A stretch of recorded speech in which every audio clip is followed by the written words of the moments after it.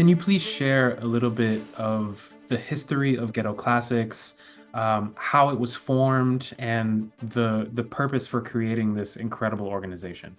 I came back home to Kenya in 2003. I couldn't find the kind of music that I liked and loved, and what I say, music that my heart beats to.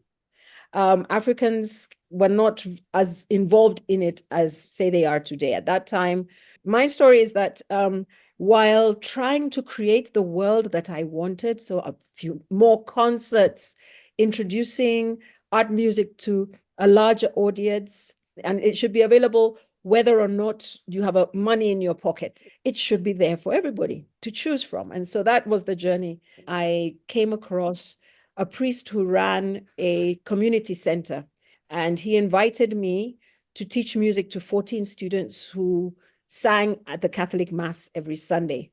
Now, I didn't study music and I didn't know how to teach music. I just sing. Um, so I needed to convince people who knew what they were doing to come to Korogosho.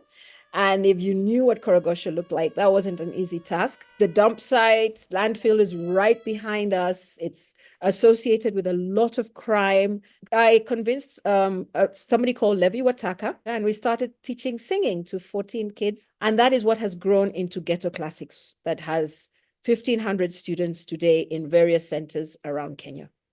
Lamek is now studying viola and architecture at Bard College. He's just finished his first year, beginning his second year. When he got to Bard, what he did was to figure out how he can make the life of the kids he's left home better. And so he told me, Elizabeth, I want to start a program that focuses on the beginners.